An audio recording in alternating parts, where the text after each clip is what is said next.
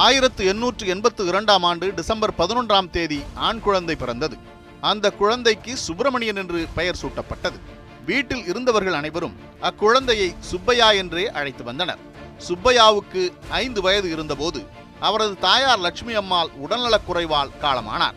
சுப்பையாவின் தாத்தா ராமசாமி ஐயர் தான் அந்த சிறுவனுக்கு முதலில் தமிழ் கற்றுக் கொடுக்க தொடங்கினார். பாடம் கற்றுக்கொள்ள தொடங்கிய சில ஆண்டுகளுக்குள்ளாகவே சிறுவன் சுப்பையா சிறிய சிறிய கவிதைகளை எழுதத் தொடங்கினான். அதனை கவனித்த அவனின் தாத்தா, எதிர்காலத்தில் சுப்பையா பெரிய கவிஞனாக வருவான் என ஆருடம் கூறினார். ஆனால் சின்னச்சாமி ஐயருக்கு தனது மகன் கவிஞனாக வருவதிலெல்லாம் விருப்பமில்லை. அவன் நன்கு ஆங்கிலம் கற்று உயர் பதவி ஏதேனும் ஒன்றை அடைய வேண்டுமென்றே அவர் விருப்பப்பட்டார். தனது தந்தை வேலை செய்யும் எட்டயபுரம் அரண்மனைக்கு சிறுவன் சுப்பையா அடிக்கடி செல்வது வழக்கம். அப்படி செல்லும் போதெல்லாம் தனது கவிதைகளால் அங்கிருந்தவர்களை அசத்தி வந்தான். அவனது கவிதைகளால் கவரப்பட்ட எட்டயபுரம் அரண்மனையினர்